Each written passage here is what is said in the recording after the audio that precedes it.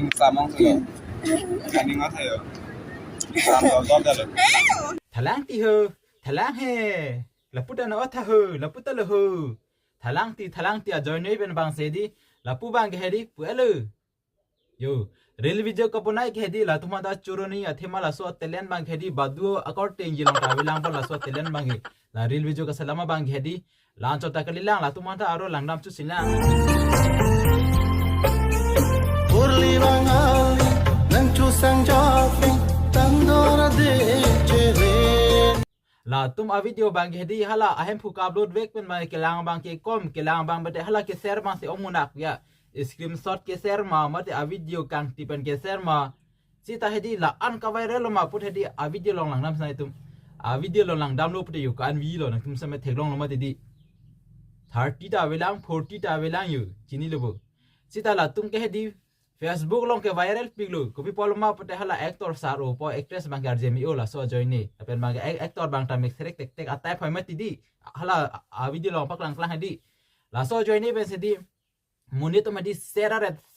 hala aning chep kang nun hai je we hedi sita pan ka viral pen mate a video long lang nam sinang pot hedi a video long bang hedi view ke na ka viral ma ho ka viral ji kali sika chi luchlo man hedi inut ba screenshot en dam mate di la super bang Facebook long man det po komane ke aklim ti dam pet po Facebook long man det po la sidi share in tiret hala real video bang ke alak leng alo sita a video original vek long man ke di yo nanta la view bang ke di 8 vela thelong lo mati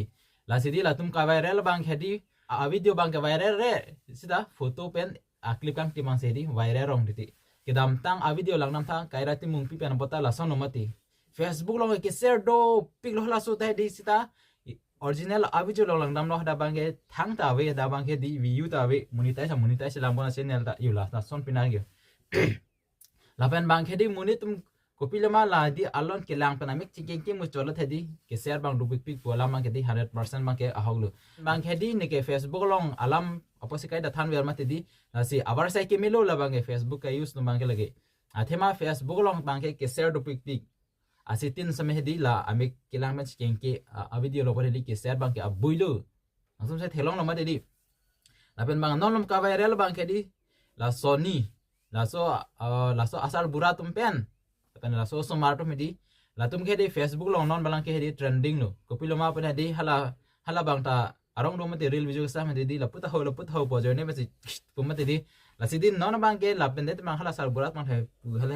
hala pa betan do mate di la so adem bose di muni tum ti baralo la sidin ang tuma Facebook yo si chapa viral donji chapa gro donji pot he di non ni thamelo lage non ni thamang bo di isi bera video na monetize telam de isi bera video bata ke me ko upload ano lalu tadi isi ma hini ma kedi viral po la sini ni na tumana than bang kel lalu la sidi don mali tum pini bang hedi 8 velo